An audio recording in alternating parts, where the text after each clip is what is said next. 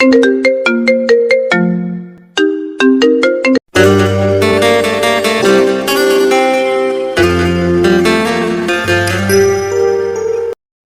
নতুন ভালোবাসার গল্প পেতে আমাদের চ্যানেলটি সাবস্ক্রাইব করে পাশে থাকা বেল আইকনে ক্লিক করুন। ধন্যবাদ। ঠিক কাজ করেছো। তুমিও কি আমায় ভালোবাসো? বিশ্বাস করো, তোমায় আমি রানী করে রাখবো, টাকার উপরে শোয়ায় রাখবো। বাসি না, তবে বাসবো। চলো। তারপর সজীব আর মিঠু চলে গেল, আর আমি মাথা নিচু করে মাটিতে বসে আছি। হঠাৎ পিছন থেকে কে যেন আমার হাত ধরে দাঁড় করালো। উঠো। নিশ্চুপ। চলো ওখানে যে বসি। আচ্ছা, তুমি মাটিতে বসে কি করছিলে? অনেক অপমানিত হয়েছি, প্লিজ আর করো না। কে অপমান করলো? আর কি হয়েছে বলো তো? কেন, তুমি ছিলে না? না, আমি তো হেড স্যারের রুমে ছিলাম। সজীব প্ল্যান করে আমায় ফাঁসিয়েছে। বড়লোক বলে ওর এত অহংকার। যার টাকা আছে তার কাছে পুরো দুনিয়াটাই আছে। আমার বিশ্বাস মিঠু একদিন ঠিক তার ভুলটা বুঝতে পারবে। তুমি এত অত্যাচার সহ্য করে কেনই কলেজে পড়ে আছো? অনেক কষ্টে টাকা রোজগার করে এখানে অ্যাডমিশন পাইছি। অন্য কলেজে অ্যাডমিশন নেওয়ার মতো আর কিছু নেই, তাই। আমার সাথে চলো। তুমি আবার কোথায় যাবে? ও, তোমায় তো বলা হয়নি, আমার আব্বু এই শহরের নামকরা কলেজে অ্যাডমিশন নিয়েছে, আর ওখানেই যাচ্ছি। ও, কিন্তু যেতে মন চাচ্ছে না। কেন? তোমার জন্য। আমার জন্য কেন? ওটা তুমি বুঝবে না। ও, আরিয়ান, তোমায় একটা কথা বলার ছিল। হ্যাঁ বলো। কেমনে যে বলি, না থাক, পরে বলবো।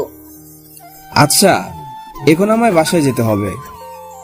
আচ্ছা, ভালো থেকো আর নিজের খেয়াল রেখো। তুমিও। তারপর ক্লাস শেষ করে বাসায় চলে আসলাম। দুপুরে গোসল করে খাওয়া দাওয়া শেষ করে কাজের নাম করে বের হলাম।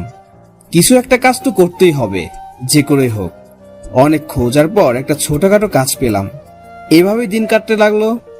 পরীক্ষার সময় হয়ে আসলো। পরীক্ষার ফি লাগবে 2000 টাকা, কিন্তু এত টাকা আমি কোথায় পাবো?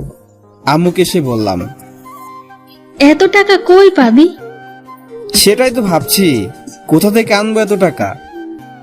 একটু বস, আমি আসছি। যে করে হোক টাকা আমার জোগাড় করতেই হবে, কিন্তু কি করে? এই নিয়ে বাবা। কি আম্মু এগুলো? এতে আমার কিছু গহনা আছে, এটা বাজারে বিক্রি করলে তোর পরীক্ষার ফি বেরিয়ে আসবে। কি বলছো আম্মু?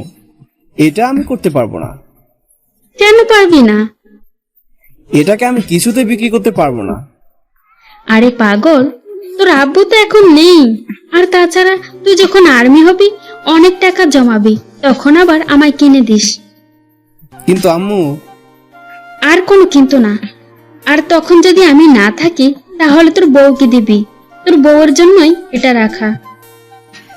আমার লক্ষ্যে আম্মু। এবার এটা বাজারে বিক্রি করে টাকা নিয়ে কলেজে যা। আচ্ছা আম্মু, আসি। তারপর আম্মুর গহনা নিয়ে বাজারে চলে আসলাম, কিন্তু আমার মন কিছুতেই মানে না। যখনই আব্বুর কথা মনে হতো তখন এটা দেখতো, আর আমি সেটাকে বিক্রি করছি। ছি, এ আমি কি করছি? কিন্তু আম্মুর স্বপ্নকে পূরণ করতে হবে, আবার এদিকে গহনা। কি করি? তখন মাথায় একটা বুদ্ধি আসলো। দোকানদার আঙ্কেল। হ্যাঁ, কি চাই? এই গহনাটা আমি বন্ধক রাখতে চাই। দেখি। আমি দোকানদারের হাতে দিলাম। হ্যাঁ, কত টাকা নিতে চাও? মাত্র 2000 টাকা।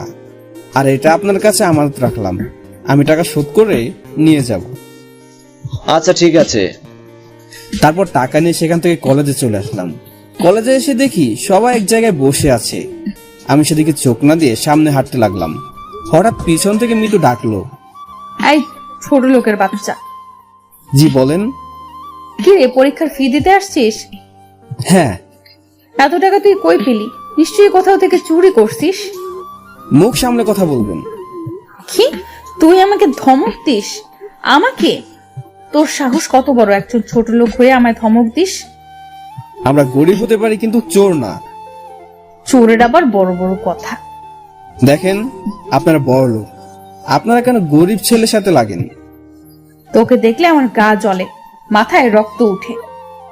সামনে হাসপাতাল আছে, সেখানে গিয়ে রক্তদান করেন, তাহলে আর মাথায় রক্ত উঠবে না। আমার কথা শুনে মিতু অবাক। আমি এমন কথা বলবো ও ভাবতে পারেনি। বাবার হোটেলে বসে খেয়ে যে রক্ত বেশি হয়ে গেছে। তারপর আমি সোজা হেঁটে স্যারের রুমে গেলাম। আসতে পারি স্যার?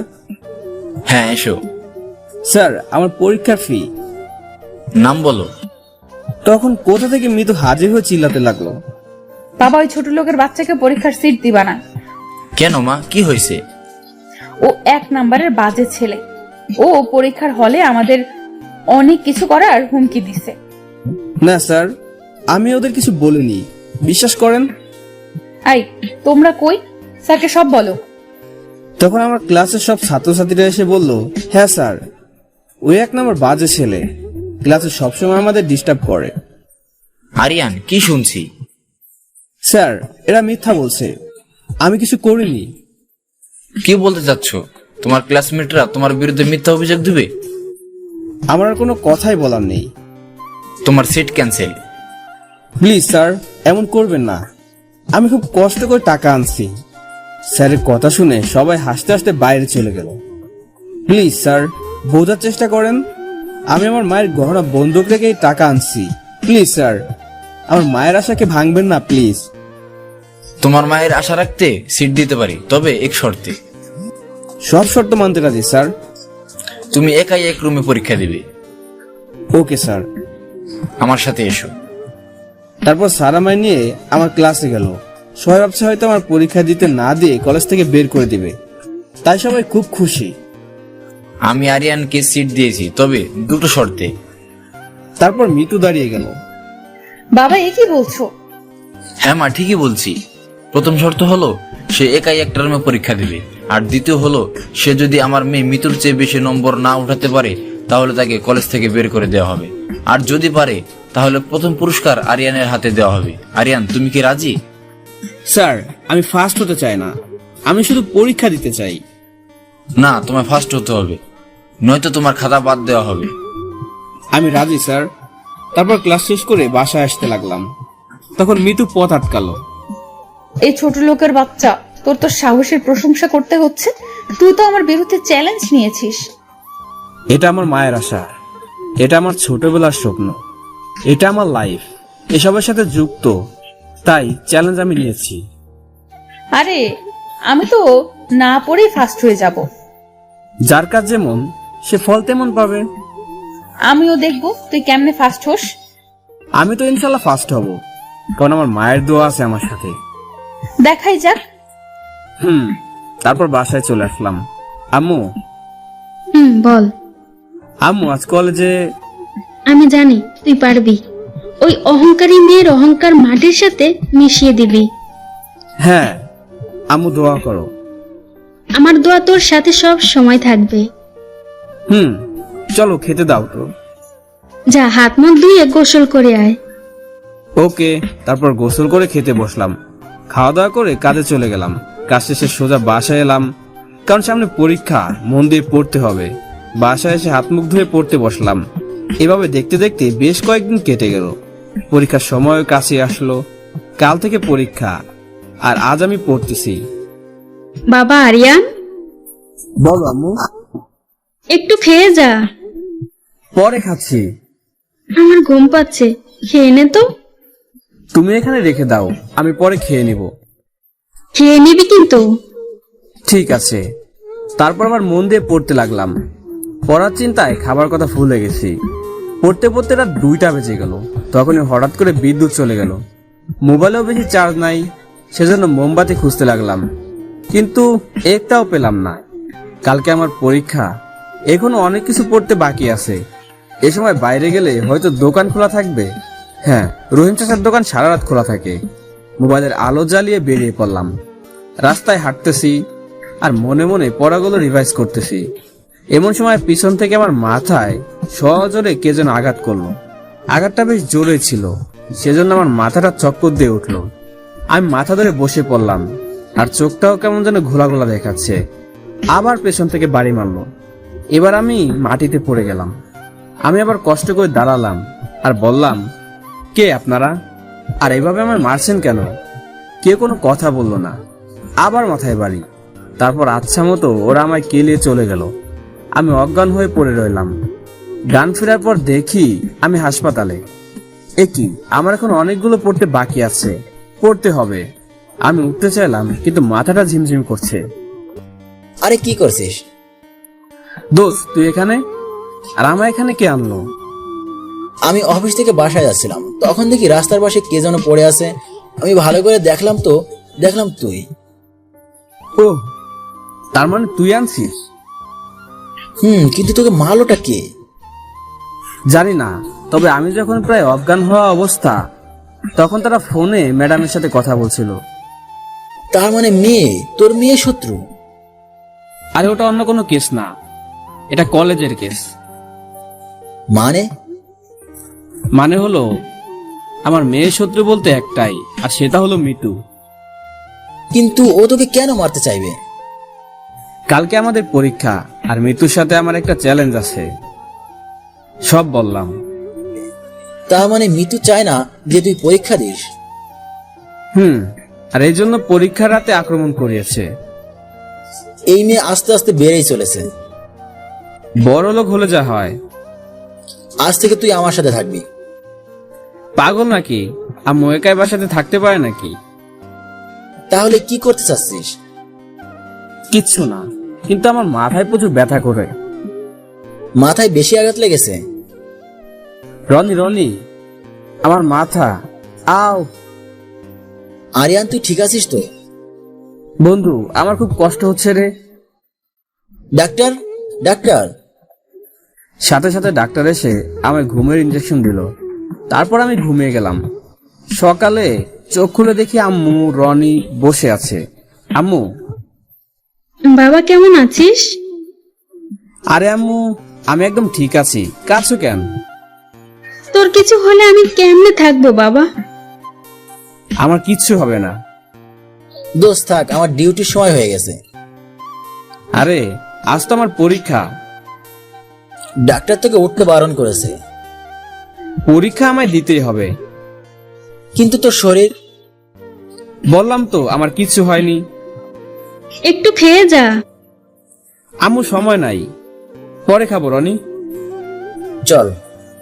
আমায় একটু কলেজে পৌঁছে দিবি? চল। আম্মু আমি গেলাম, দোয়া করো। তারপর রনির সাথে বের হলাম। হাতে পায়ে মাথায় ব্যান্ডেজ। এই অবস্থায় পরীক্ষা দিতে যাচ্ছি। রনি শার্ট খুলে আমায় দিল। এটা পরে নে। ধন্যবাদ বন্ধু, বাই। সাবধানে যাস। ওকে। পরীক্ষার ঘন্টা বেজে গেল। আমি দৌড়ে হেড স্যারের কাছে গেলাম। আপনারা হয়তো ভাবছেন বোর্ড পরীক্ষা কলেজে কেন? আসলে আমাদের কলেজেই বোর্ড। তারপর সোজা স্যারের কাছে চলে গেলাম। মাই কামিং স্যার? হ্যাঁ আসো। আর তোমার মাথায় ব্যান্ডেজ কেন? স্যার ওসব পরে শুনেন, আগে পরীক্ষার ব্যবস্থা করেন। ওকে। ধন্যবাদ স্যার। তারপর স্যার আরো 3 জন স্যারকে ডাকলো, আর আমার সাথে একটা আলাদা রুমে পাঠালো। আমি খাতা পাওয়া মাত্র লেখা শুরু করলাম। যাক, প্রথম পরীক্ষা ভালো মতোই হয়েছে। পরীক্ষার সময় শেষ। আরিয়ান, এবার বলো কি হয়েছে? আসলে স্যার, একজন চায় না আমি পরীক্ষা দেই আর ফার্স্ট হই, সেজন্য এই অবস্থা। কে সেটা? শুধু নাম বলো। নিশ্চয়ই আমার মেয়ে মিতু। আরে স্যার না, আপনার মেয়ে তো খুব ভালো। তাহলে বলো। স্যার ছাড়েন না সব কথা। আচ্ছা ঠিক আছে। স্যার আমি গেলাম। আর একটা কথা, বলো। আমি পরীক্ষা দিছি এটা কাউকে বলবেন না প্লিজ। কিন্তু কেন? প্লিজ স্যার, এইটুকু করবেন please. Okay, no problem. Sir কলেজে কি কেউ আছে? না, সবাই চলে গেছে। থাকেন স্যার, আমিও গেলাম। হুম। তারপর কলেজ থেকে বের হলাম, কিন্তু মাথাটা আবার কেমন যেন করতে লাগলো। মনে হচ্ছে মাটি ঢেউ ঢেউ হয়ে গেছে, সেজন্য হাঁটতে সমস্যা হচ্ছে। তাই একটা দোকানে বসে পড়লাম। তখনই রনি এসে হাজির। ওই তুই একা একা কেন আসতে গেলি? আরে পেরে যেতাম। কতবার তুই জানা আছে, এবার আমার কলার ধর। তারপর রনির গাড়িতে করে বাসায় চলে আসলাম। কেমন পরীক্ষা হলো বন্ধু? আলহামদুলিল্লাহ ভালো। হুম। আরিয়ান চলে এসেছিস বাবা? হ্যাঁ আম্মু বলো। চল খাবার খেয়ে নে। রনি চল। আরে তোরা খা, আমি খেয়ে আসলাম। রনি। ওকে ওকে চল। তারপর তিনজন মিলে খাবার খেলাম। খাওয়া দাওয়া করে আমি শুয়ে পড়লাম। শরীরটা ভালো নেই, সেজন্য কাজে না যেয়ে ঘুমাতে গেলাম। আর এভাবে আমার পরীক্ষা শেষ হলো। কিন্তু কেউ জানে না যে আমি পরীক্ষা দিচ্ছি। শুধু মৃদুর বাবা আর বাকি 3টা স্যার আজকে পরীক্ষার ফলাফল প্রকাশ করবে। আম্মু আজকে রেজাল্ট দিবে। বাবা। দোয়া করো আম্মু। মায়ের দোয়া সন্তানের সব থেকে কাছে থাকে। আমি গেলাম। আম্মু আমার মাথা নেড়ে বলল, ভালো হয়ে যাস বাবা। ঠিক আছে। তারপর চলে গেলাম কলেজে। বাইরে থেকে দেখলাম কলেজে সবাই পৌঁছে গেছে, কিন্তু মিতু কোথায়? ভালো করে দেখলাম মিতু তার বন্ধুদের নিয়ে মজা করতেছে। সুন্দর করে সাজানো হয়েছে মঞ্চ, আর মঞ্চের সামনে টেবিলে চেয়ার দেয়া আছে। আমি যে সবার শেষে বসলাম আর স্যারের বক্তব্য শুনতে লাগলাম। হঠাৎ মিতুর কণ্ঠ পেলাম। কি রে ছোট লোক, টিসি নিতে আসছিস? হুম। বলেছিলাম না আমার সাথে চ্যালেঞ্জ ধরিস না, পারবি না। হুম। আজ থেকে এই কলেজে যেন তোকে আর না দেখি। হুম। যদি দেখতে পাই তাহলে তোকে খুন করব। জীবন দেওয়া নেওয়ার মালিক একমাত্র আল্লাহ, আর তাকে ছাড়া আর কাউকে ভয় পায় না। বাবা, এখন তোর মুখ দিয়ে ডায়লগ বের হচ্ছে? এটা ডায়লগ না, এটা সত্যি।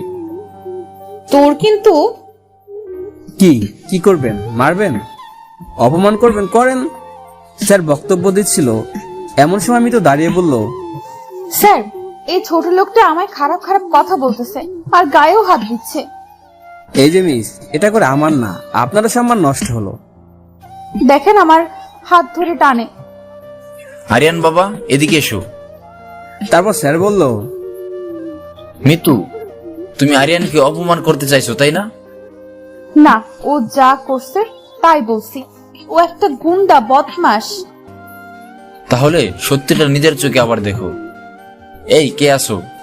ক্যামেরার ফটোসটা খুব সুন্দর করে দেখো। তারপর বড় পর্দায় ফুটেজটা খুব বড় করে দেখালো, আর সবাই দেখে তো অবাক। মিতু তো একবার তেলে বেগুনে জ্বলছে। দেখো এখানে কে অপমানিত হলো, তুমি নাকি আরিয়ান? মিতু, নিজেকে নিয়ে এত অহংকার করো না। মিতু শুধু বেগুনের মতো ফুলতাছে। তাহলে এবার আসল কথা আসা যাক। সবাই একদম নিশ্চুপ। কার কথা বলবে স্যার? কে হবে ফার্স্ট? সব থেকে বেশি নম্বর পেয়ে ফার্স্ট হয়েছে। সবাই তো হা করে তাকিয়ে আছে। কার কথা বলে? স্যার শুধু মিতুর দিকে তাকাচ্ছে। আমার হার্টবিট বেড়ে গেল। কি সবাই অবাক হলে? এখন আরো অবাক হবে, কারণ আমাদের কলেজের প্রথম হয়েছে আরিয়ান। আমার নামটা শোনা মাত্রই আমার গা শিউরে উঠল। আমি তো বিশ্বাসই করতে পারছি না। আমি মিতুর দিকে তাকিয়ে দেখি মিতু একদম লাল টমেটো হয়ে গেছে।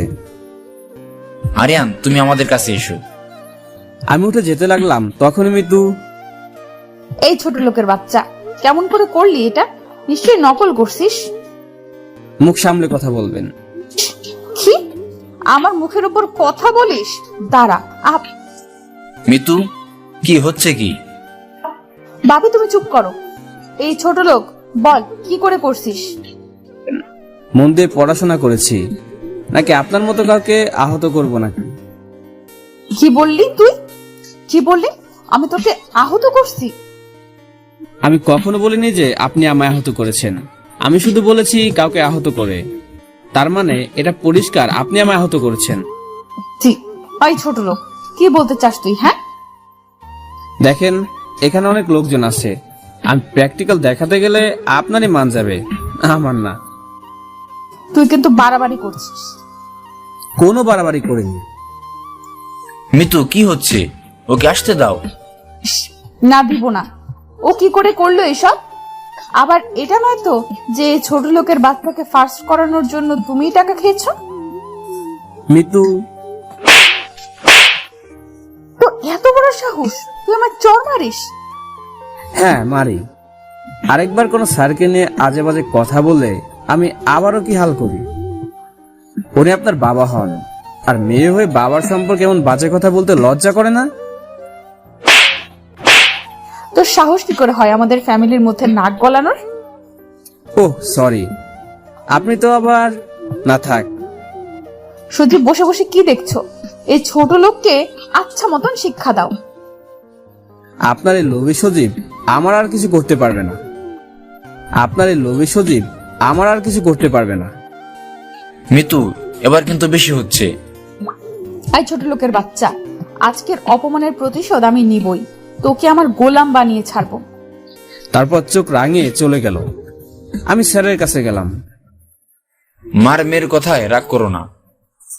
আরে স্যার কি বলছেন? সোজা হয়ে দাঁড়াও আর তোমার উপহার নাও। তারপর সবাই মিলে হাতে ছোট্ট একটা উপহার দিল। দেখতে যতই ছোট হোক না কেন আমার কাছে অনেক বড়। তোমার জন্য দোয়া রইল বাবা, এগিয়ে যাও। ধন্যবাদ স্যার। তারপর আমি প্রাইজ নিয়ে দৌড় দিয়ে বাসার দিকে গেলাম। আজকে আমার আনন্দে বুকটা ভরে গেল। আজ আমি আমার মায়ের স্বপ্নের একাংশ পূরণ করতে পারলাম। মনের খুশিতে গাড়িও লাগলো না, দৌড়ে বাসায় চলে আসলাম। আর খুশি মুখ নিয়ে দরজার সামনে এসে আমার মন ভরা দুঃখ পেলাম। দরজায় তালা লাগানো। আমার আম্মু তো কোনোদিন কোথাও যায় না, তাহলে আজ কোথায় গেল? কোনো বিপদ হয়নি তো? ছি ছি, কি ভাবছি আমি এসব? আম্মুর আবার কিসের বিপদ হবে? তারপর আমি পাশের বাসায় গেলাম, কিন্তু সেখানেও তালা ঝুলতেছে। তারপর বাসায় গেলাম। আন্টি আন্টি, কে? আমি আরিয়ান। ও আরিয়ান, বাবা কি খবর? আমার আম্মুকে কি দেখছেন? তোমার আম্মু তো নাই। কোথায় গেছে বলতে পারবেন? তোমার মা তো অ্যাক্সিডেন্ট করেছে, তাই সবাই ওরে নিয়ে হাসপাতালে গেছে। কি? কথাটা শোনা মাত্রই আমার মাথার উপর যেন আকাশটা ভেঙে পড়লো। কি বলছেন? হ্যাঁ বাবা, তুমি তাড়াতাড়ি সরকারি হাসপাতালে চলে যাও। আমি আর দেরি করলাম না, সোজা দৌড় দিলাম হাসপাতালে। আমার পৃথিবী যেন অন্ধকার হয়ে আসছে। আমার আম্মুই আমার পৃথিবী। আম্মুকে ছাড়া আমি কেমনে বাঁচবো? এসব ভাবছি আর দৌড়াচ্ছি। দৌড়াতে দৌড়াতে হঠাৎ একটা গাড়ির সাথে ধাক্কা খেয়ে পড়লাম। মাথায় একটু আঘাত পেলাম। চোখ খুলে দেখি এটা রনি। আরিয়ান, তুই ঠিক আছিস তো? হ্যাঁ ঠিক আছি। এমন পাগলের মতো কোথায় যাস? আমার সব শেষ রে বন্ধু। আমার আর কেউ রইল না। রনিকে জড়িয়ে ধরলাম। কি হয়েছে বলবি তো? আমার আম্মু। কি হয়েছে আন্টির? তাড়াতাড়ি হাসপাতালে চল। গাড়িতে ওঠ। তারপর আমি রনির গাড়িতে করে হাসপাতালে আসলাম। হাসপাতালে এসে দৌড় দিলাম। ভিতরে যেয়ে দেখলাম আমার চাচা চাচি দাঁড়িয়ে আছে। আম্মু কই চাচা? তোর মাকে ভিতরে নিয়ে গেছে। কেমন আছে? সেটা ডাক্তার এলে বলতে পারবে। আমার মাথা ঘুরতে লাগলো। আরিয়ান, নিজেকে সামলা ভাই, কিচ্ছু হবে না। আন্টি আবার ঠিক হয়ে যাবে। আমার চোখে আর পানি আটকে রইল না। 7 বছর বয়সে যখন আব্বু মারা যায়, তখন থেকে বাবা মায়ের আদর স্নেহ দিয়েই বড় করেছেন। আমার মাকে আমি খুব ভালোবাসি। তখনই ডাক্তার বের হলো। ডাক্তার আঙ্কেল, আমার আম্মু কেমন আছেন? তোমার মায়ের অবস্থা খুবই খারাপ, অপারেশন না করলে বাঁচানো যাবে না। না প্লিজ ডাক্তার, যে করে হোক আমার আম্মুকে বাঁচান। অপারেশনের জন্য 3 লক্ষ টাকা লাগবে। 3 লক্ষ টাকা? হ্যাঁ, হাতে বেশি সময় নেই, আর মাত্র 2 ঘন্টা বাকি। এর মধ্যে যদি আপনার টাকা জমা দিতে না পারেন, তাহলে আমরা রোগীকে বাঁচাতে পারবো না। নয়তো না, আমার আম্মুর আমি কিছু হতে দেব না। তাহলে তাড়াতাড়ি টাকার ব্যবস্থা করুন। আমি টাকা আনবো। আমার কাছেও তো এত টাকা নেই, আর আমি 2 মাসের অগ্রিম বেতন নিয়ে ফেলেছি। এখন টাকা চাইলে আর দিবে না। আমার বাড়ি বেচলেও এত টাকা পাবো না। আমি যেখানে কাজ করি সেখানে চলে গেলাম। স্যার। কিরে, আজ এত তাড়াতাড়ি যে? স্যার, আমার কিছু টাকা লাগবে। ও এই কথা, টাকা যায় 500 টাকা দেবো নে।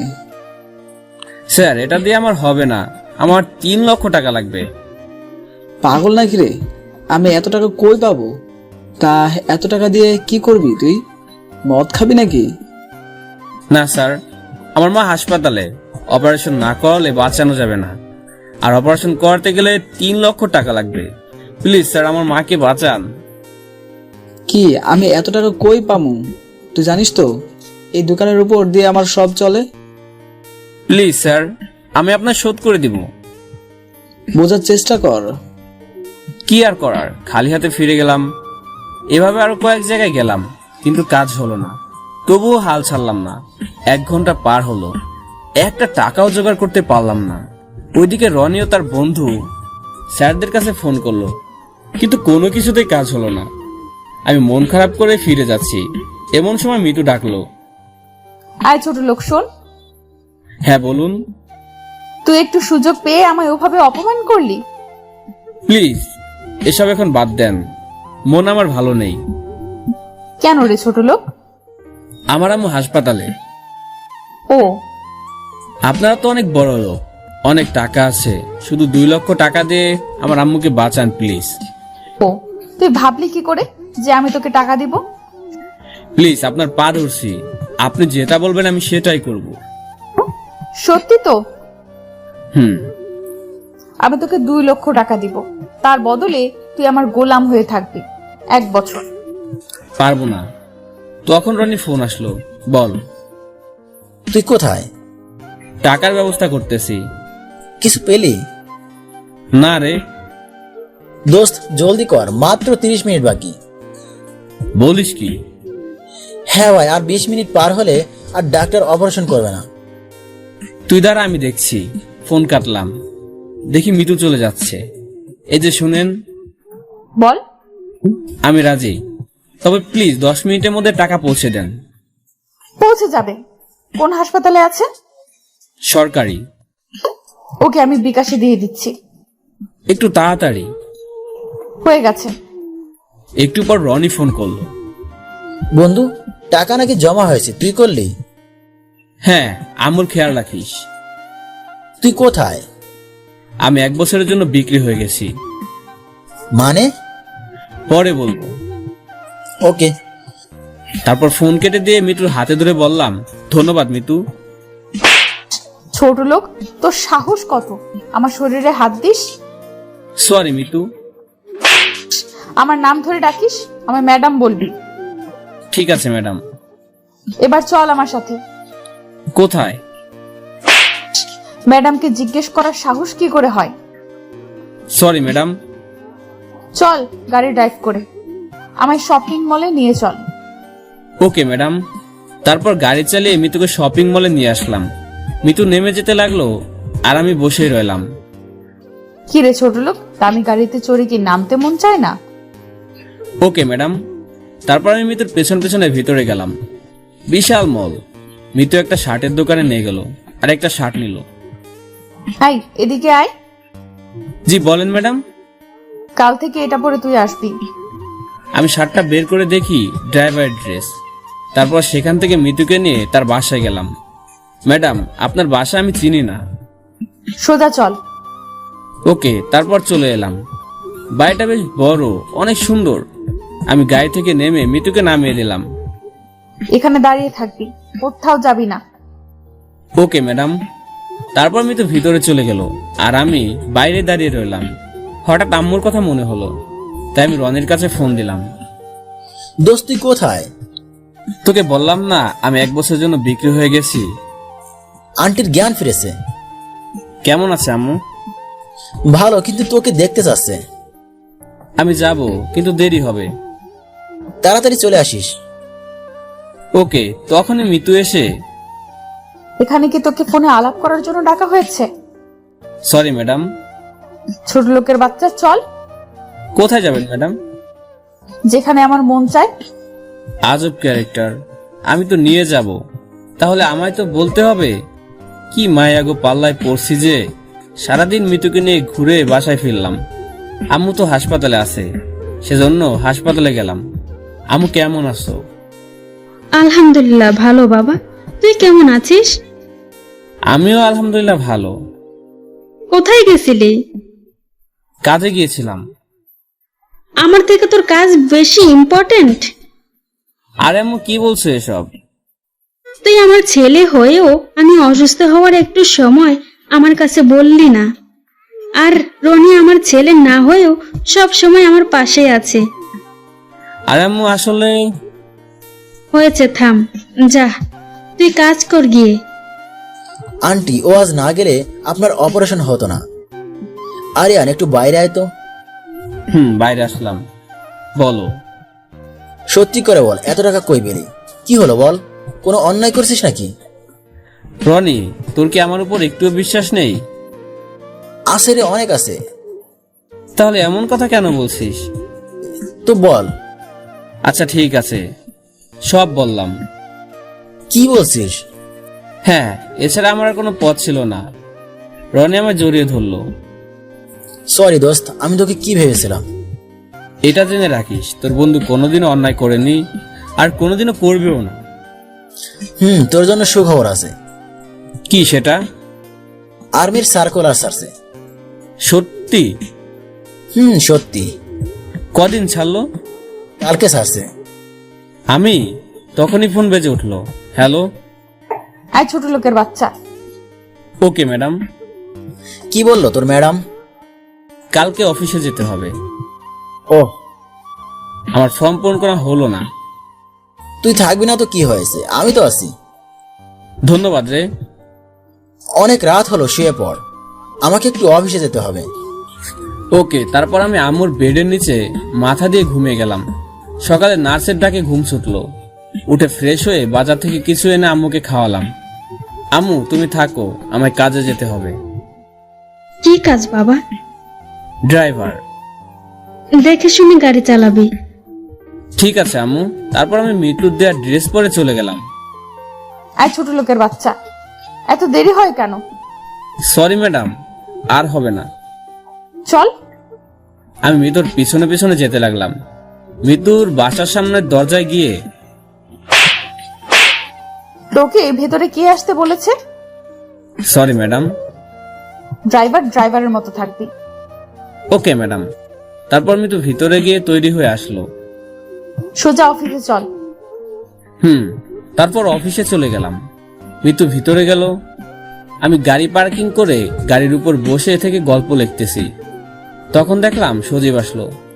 আমার একটু খটকা লাগলো, সজীব মিতুর অফিসে কেন? হয়তোবা মিতুর সাথে দেখা করতে আসছে। এটা ভেবে মাথা ঘামালাম না, আবার গল্প লিখতে লাগলাম। অনেকক্ষণ পর মিতুর সাথে তার বাবা মানে আমার স্যার আসলো। আরে আরিয়ান, তুমি? জি স্যার। বাপি খুব অবাক হলে, তাই না? হ্যাঁ। আমি সেদিন বলেছিলাম এই ছোট লোককে আমি আমার গোলাম বানাবো, আর আমি আজ একে আমার ড্রাইভার বানিয়েছি। মিতু, এতটা অহংকার ভালো না। আরে স্যার, চলেন তো। হ্যাঁ চলো। তারপর মিতু আর স্যার গাড়িতে বসলো। আমি ড্রাইভ করতে লাগলাম। অর্ধেক রাস্তা আসার পর স্যারের ফোন বাজতে লাগলো। হ্যালো, কে? ও পাশে কথা শোনা যায় না। কি? ও পাশে কথা শোনা যায় না। কে আপনি, আর কি চান? ও পাশে কথা শোনা যায় না। Hello hello. বাপি কার ফোন ছিল? জানি না, অন্য নম্বর। কি বলছিল? আমাদের আজকে গোপন মিটিং এর বিষয়ে সব জানতে পারছে, আর বলল ও নাকি আমাদের ফকির করে ছাড়বে। নিশ্চয়ই এটা এই ছোট লোকের কাজ। মিতু, কি বলছো? এ কেন করবে? এদের মতো ফকিরের টাকার জন্য সবকিছু করতে পারে। দেখুন ম্যাডাম, আপনি অযথাই আমার উপর সন্দেহ করছেন। চুপ কর ছোট লোক। মিতু, যদি এ করেও থাকে তাহলে সে তো আর ভিতরে যায়নি, সে তো বাইরে ছিল। তাহলে আমার মিটিং এর কথা জানলো কি করে? বাপি, তুমি এই ছোট লোকের সাপোর্ট কেন করো? দেখো মা, সবাই মানুষ, বড় লোক বা গরিব কোনো পার্থক্য হয় না। তুমি সব সময় এই ছোট লোকের সাপোর্ট করো। একদিন ঠিকই বুঝবি তুই কত বড় জিনিসকে অবহেলা করছিস। তুমি কি বলতে চাচ্ছ, আমি অবুঝ? না, সেটা না। ম্যাডাম, আমি বাসায় এসে গেছি। মিতু মা, তুই বাসায় যা, আমার কিছু কাজ আছে, আমি আসছি। ওকে বাপি। মিতু চলে গেল। স্যার কোথায় যাবেন? সোজা সামনে চলো। ওদিকে তো জঙ্গল।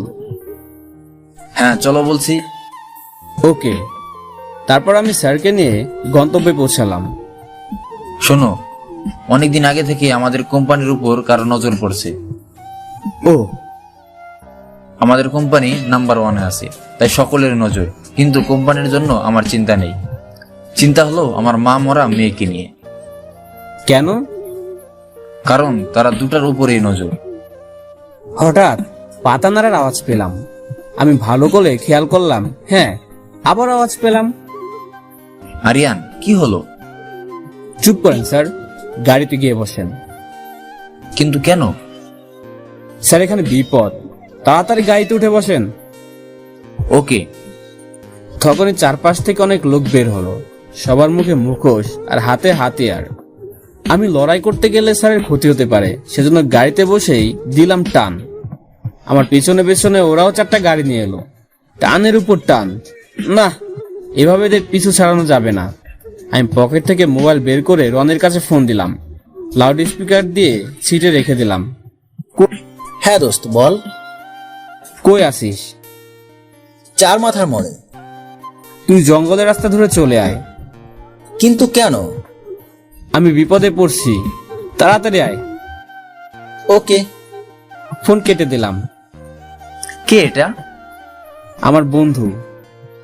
এ সময় তোমার বন্ধু কি করবে? আমার বন্ধু পুলিশ অফিসার। ওহ।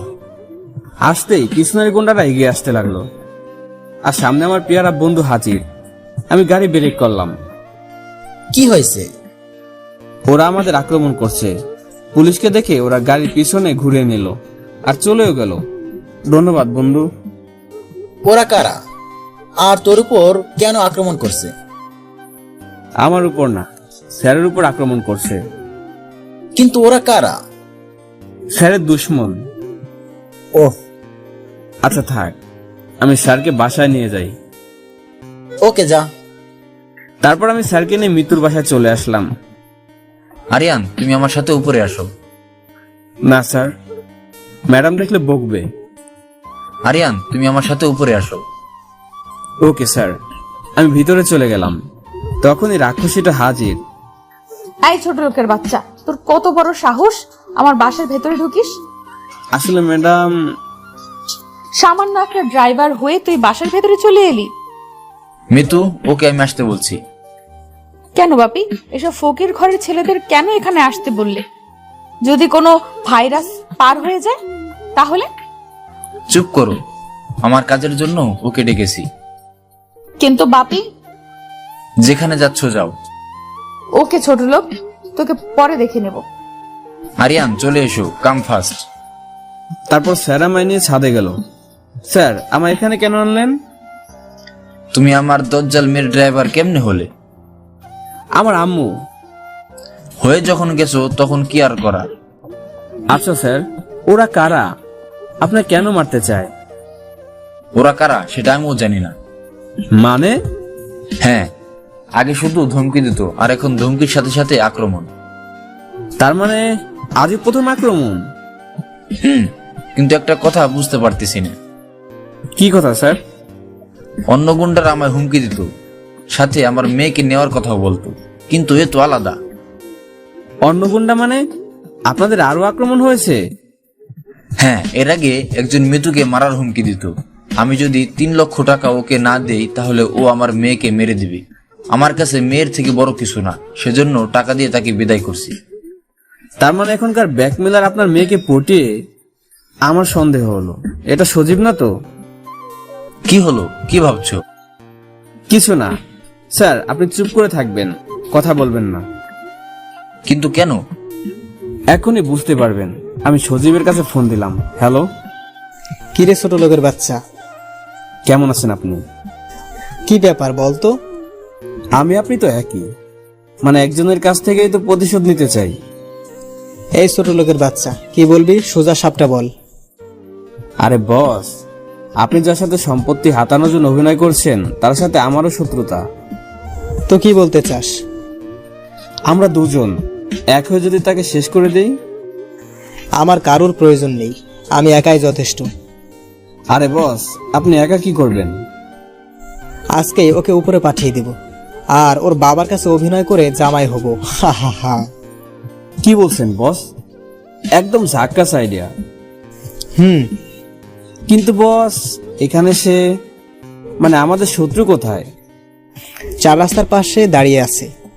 ওর ছাদের উপর থেকে আমার লোক তাকে টার্গেট করে আছে। কিন্তু বস, আজই কেন মারবেন?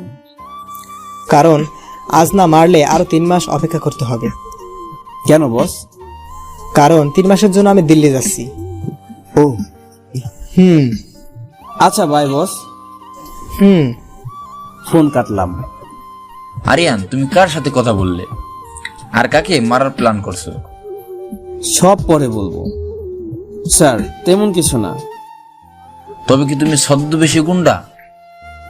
এতদিন আমি জানতাম তুমি খুব ভালো ছেলে, কিন্তু তুমি যে মানুষ খুন করতে পারো সেটা আজ জানলাম। স্যার, আপনি আমায় ভুল বুঝতেছেন। এতদিন ভুল বুঝে এসেছি। স্যার, আপনার মেয়ের কাছে যেতে হবে এক্ষুনি। বাই। আমি দিলাম রুল। মিতুর বাসা থেকে 4 রাস্তার মোড়। মিতুর বাসা থেকে 4 রাস্তার মোড় বেশি দৌড়ে না। দৌড় গিয়ে দেখি সজীবের কথা একদম ঠিক। মিতু একা দাঁড়িয়ে আছে, আর আমি ছাদের দিকে তাকিয়ে দেখি একজন বন্দুক নিয়ে দাঁড়িয়ে আছে আর টার্গেট করতেছে মিতুর উপর। আমি ভেবেছিলাম হয়তো একজন, কিন্তু এখানে প্রতিটা ছাদে এক একজন করে দাঁড়িয়ে আছে। আমি গিয়ে মিতুর হাত ধরে সোজা দৌড় দিলাম। তখনই ঠস করে গুলির শব্দ হলো। তার মানে একজন মারলো।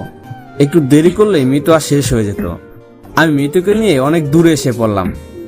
মিতু হাত ছিটকান মেরে বলল, আমি গালে হাত দিয়ে দাঁড়িয়ে রইলাম। ছোট লোক, ফকিরের ছেলে, লুচ্চা, তোর কত বড় সাহস আমার হাত ধরিস? Sorry madam. রাখ তোর সরি, তোকে তো আমি আজ। মিতু অনেকটা রেগে গেছে। আসলে ম্যাডাম, মেয়েদের দেখলে কি থাকতে পারিস না, তাই এমন আচরণ করিস? রাস্তার ছেলে কোথাকার। না ম্যাডাম, আসলে হয়েছে কি। চুপ, তোদের মতো রাস্তার ছেলেকে আমার ভালো করে চেনা আছে। সুন্দরী মেয়ে দেখে থামতে পারে না। ডিসগাস্টিং। মিতুর এমন চেঁচামেচি শুনে পাশে থাকা পুলিশ এসে গেল। এক্সকিউজ মি ম্যাডাম, কোনো সমস্যা? হ্যাঁ, অনেক সমস্যা। এই ছোট লোকের বাচ্চা আমায় কিডন্যাপ করেছে। আর কি বলছেন আপনি? আপনি কে কে চিনেন? না, চিনি না। কিরে, মেয়েদের দেখলে কি তোদের মধ্যে ঝাঁকুনি ওঠে? আর কি করছেন? আমি ওনার ড্রাইভার। কি বলছে ম্যাডাম? ওসব মিথ্যা। আপনি ওকে এমন শাস্তি দিবেন যাতে ভবিষ্যতে এমন কাজ আর না করে। ম্যাডাম প্লিজ এমনটা করবেন না। আপনি আমায় অন্য শাস্তি দেন, কিন্তু প্লিজ আমার নামে ক্রিমিনাল খাতায় তুলবেন না, প্লিজ। যা, এখন বুঝ ঠেলা।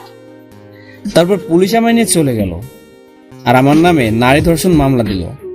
আমি পুলিশের অনেক হাত পা ধরলাম, কিন্তু শুনলো না। আমার এতদিনের স্বপ্ন এক নিমিষে শেষ হয়ে গেল। কারণ ক্রিমিনালের খাতায় নাম থাকলে সে কোনোদিন আর্মি হতে পারবে না।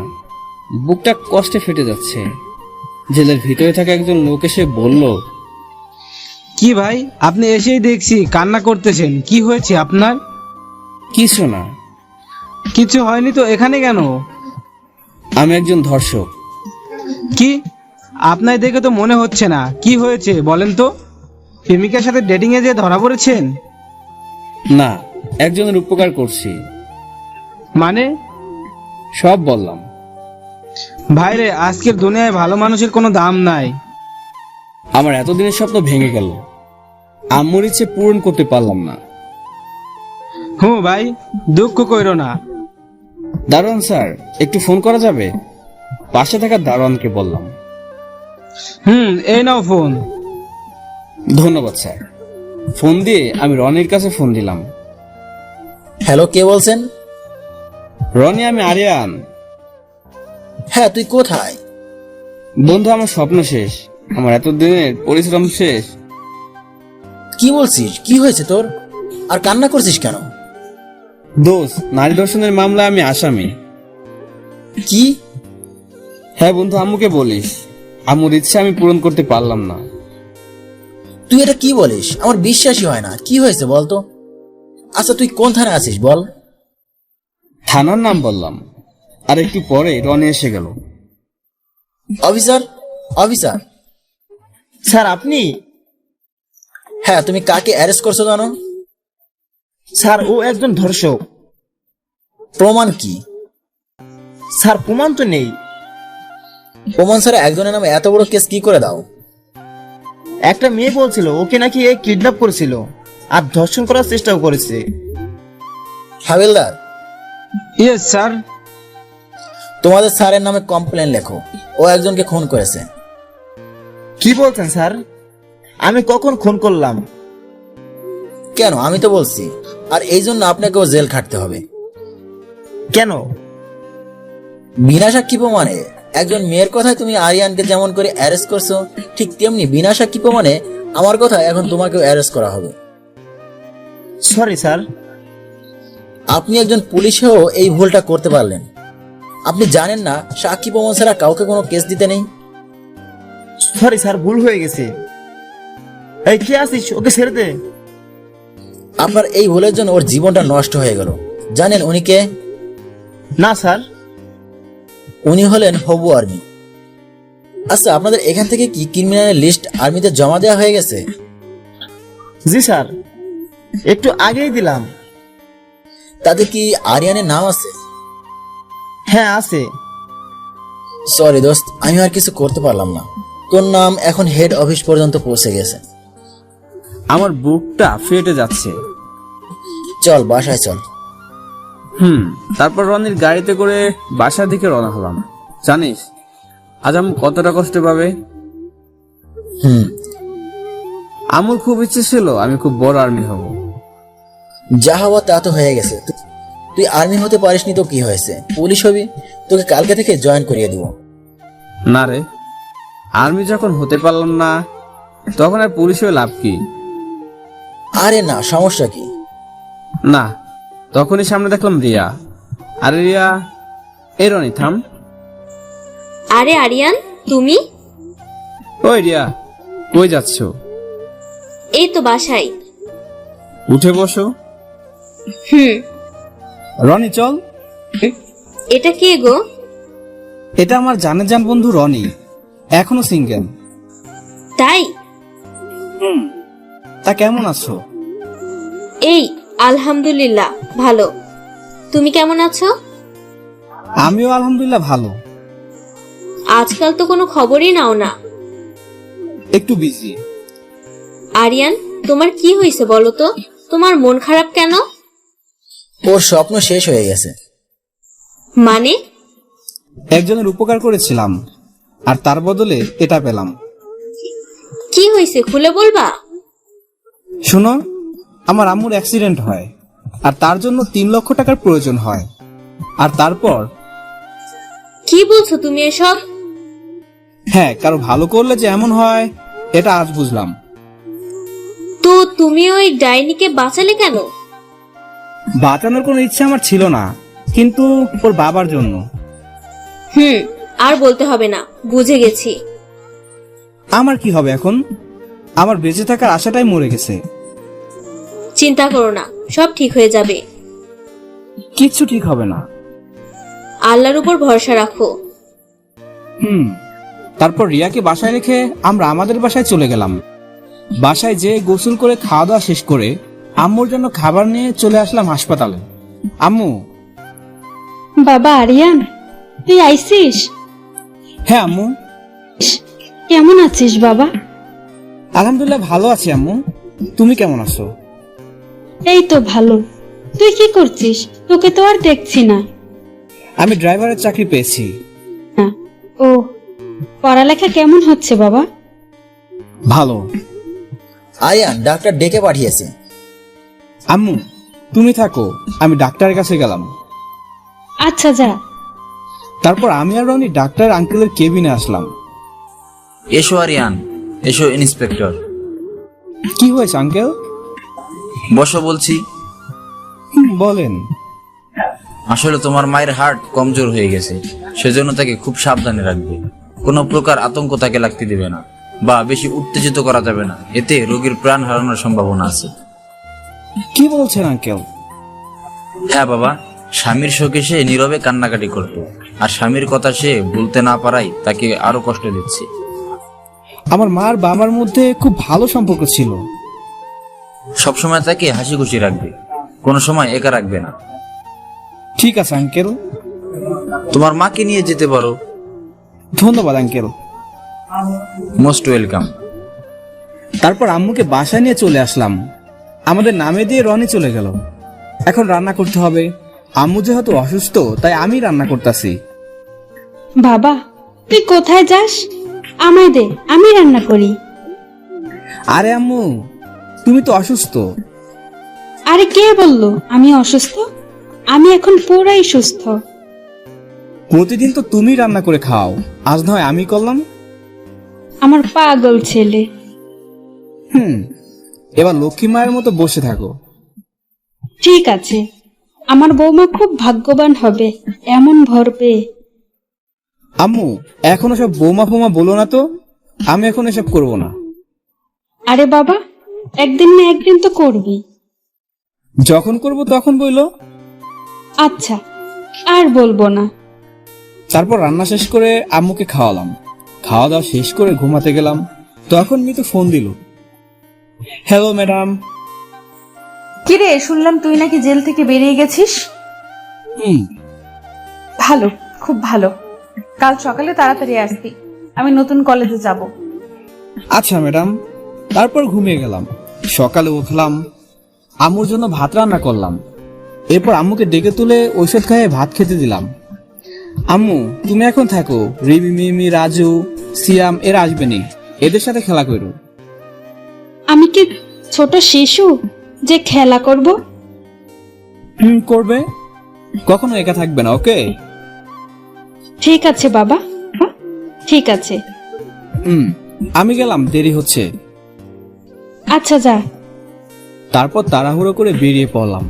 মিতুর বাসায় যে গাড়ি বের করে দরজার সামনে আমি গাড়ির ভিতরে বসে থাকলাম। মিতু সোজা এসে কোনো দিক না তাকিয়ে গাড়িতে উঠে পিছনের দিকে গাড়িতে উঠে পিছনের সিটে বসলো। কোনো কলেজে যাবেন ম্যাডাম? কলেজে। Okay madam. তারপর সোজা ম্যাডামকে নিয়ে কলেজে পৌঁছে গেলাম। কলেজের ভিতরে এসে আমি গাড়ি থেকে নেমে মিতুকে নামিয়ে দিলাম। তারপর আমি গাড়ি পার্কিং করলাম। হঠাৎ মিতু ডাকলো, এই ছোট লোকের বাচ্চা। জি ম্যাডাম। এদিকে আয়। আমি মিতুর কাছে যাওয়া মাত্র আমি গালে হাত দিয়ে অবাক হয়ে তাকিয়ে থাকলাম। কলেজে সবাই আমার দিকে হা করে তাকিয়ে আছে। তোকে বলেছি না তুই ড্রাইভারের ড্রেস পরে আসবি? সরি ম্যাডাম, তাড়াহুড়ো করে আসতে লেগে ভুলে গেছি। তোকে আমি। হঠাৎ রিয়া এসে মিতুর হাত ধরে নিল। এই মিতু, কি করছিস? ছাড় আমায়। এই ছোট লোক কি আজ আমি? চল কলেজে চল। আমি মন খারাপ করে একটা গাছের নিচে বসে পড়লাম। ওইদিকে রিয়া মিতুকে নিয়ে যাচ্ছে। হঠাৎ মিতু থেমে গেল। এই, তুই ওই ছোট লোকের বাচ্চার সাপোর্ট করিস কেন? ও তোর কে হয়? হ্যাঁ, ও তোকে কি দিয়েছে? দেখ মিতু, তুই কিন্তু বাড়াবাড়ি করছিস। সত্যি বললে সবাই খারাপ। সত্যি তুই কি জানিস, আরিয়ান আমাকে না তোকে দিয়েছে, অনেক কিছু দিয়েছে। ওই ছোট লোকের বাচ্চার থেকে আমি কি নিব? হ্যাঁ, ও তো একটা ফকিরের ছেলে। দেখ মিতু, শুধু টাকা থাকলে সব দেওয়া যায় না। তুই কি বলতে চাচ্ছিস? আরিয়ান তোর নির্যাতন সহ্য করছে, কোনোদিন প্রতিবাদ করেনি। তুই এত অপমান করছিস, তবুও চুপ করে আছে। শুধু এটুকু না, তোকে বাঁচানোর জন্য নিজের জীবন বাঁচিয়ে রেখেছে, আর তুই তার এত বড় ক্ষতি করতে পারলি? কি? হ্যাঁ, সেদিক তোর হাত ধরে দৌড় দিল, কারণ চারিদিকে তোকে মারার জন্য লোক লাগানো ছিল। এরপর তোর বাবার উপর আক্রমণ হয়, সেখানেও আরিয়ান তোর বাবাকে বাঁচায়। কি বলছিস তুই? ঠিকই বলছি। বিশ্বাস না হলে তোর বাবাকে জিজ্ঞেস কর। তোদের এত অপকার করার দাম দিলি, তার স্বপ্ন ভেঙে, তার মায়ের আশা ভেঙে। মানে সেই দিন তুই মিথ্যা বলে ওকে জেলে দিয়েছিস। জানিস তারপর কি হয়েছে? কি হয়েছে? আরিয়ানকে ধর্ষণের মামলা দেয়, আর সেজন্য তার সারা জীবনের স্বপ্ন আর্মি হওয়া, সেটা রাস্তা চিরদিনের জন্য বন্ধ হয়ে গেছে। কি? হ্যাঁ, এর জন্য শুধু তুই দায়ী, শুধু তুই। এতদিন জানতাম টাকাই পৃথিবীর শ্রেষ্ঠ সম্পদ, কিন্তু তার থেকে বেশি মূল্যবান জিনিসও আছে। হ্যাঁ আছে। আমার এত অপরাধের কি ক্ষমা নেই? আরিয়ান কি আমায় ক্ষমা করবে? সেই সৃষ্ট সম্পদ দিয়েই তোকে ক্ষমা নিতে হবে। হ্যাঁ, আমি তাই করব। আমি অনেক পাপ করছি। এখানে আমি একা বসে আছি, হঠাৎ পেছন থেকে সজীব এসে আমার কলা ধরে কলেজের সামনে নিয়ে গেল আর আমায় মারতে লাগলো। আমি তো কিছু বুঝতেছি না। এটা থেকে কলেজে সবাই হাজির হলো। সজীব, কি করছো? ছাড়ো ওকে। জানো ও কি করছে? ও কিছু করেনি, সব আমি করেছি। তোমায় মারার হুমকি দিছে। কি বলছো তুমি? তাহলে শোনো এটা। আমি সেদিন মিতুকে বাঁচানোর জন্য সজীবের সাথে কথা বলছিলাম, সেটা রেকর্ড চালু করলো, কিন্তু শুধু আমার কথাগুলো সজীবের কথাগুলো কেটে নিছে। চলেন শোনা যাক। এই সজীব বস। জি, কে বলছেন? আমি যেই বলি না কেন, তোর জিএফ কে আমি টপকিয়ে দেব। কি বলছেন এসব? হ্যাঁ, আমার অনেক অত্যাচার করে। আমি কেন সহ্য করি জানিস? কেন? কারণ আমি ওর পরিবারে যেতে চাই, আর তারপর তাদের মেরে পুরো সম্পত্তির মালিক আমি হতে চাই। হা হা হা। Hello hello. এটা ছিল রেকর্ডিং, পুরোটাই বানানো। কিন্তু একটা কথা বুঝতে পারছি না, আমার হুবহু কণ্ঠ কপি করলো কেমনে? এটা পুরো মিথ্যা, আমি এসব বলিনি। ভুল ভুল। আমি তোকে ভালো মনে করে ভুল করছি। তোদের মতো ছোট লোকেরা কখনোই ভালো হয় না। ম্যাডাম বিশ্বাস করেন, এসব মিথ্যা। চুপ কর ছোট লোকের বাচ্চা। আমার কথা বিশ্বাস করেন। দেখলে মিতু, তুমি কত বড় ভুল করতে যাচ্ছিলে। ধন্যবাদ সজীব, আজ তুমি আমায় অনেক বড় বিপদ থেকে বাঁচালে। অনেক সহ্য করেছি। আর না সজীব, পুলিশকে ফোন করো। ফোন করার কোনো প্রয়োজন নেই, পুলিশ এসে গেছে, সাথে আর্মিও আছে।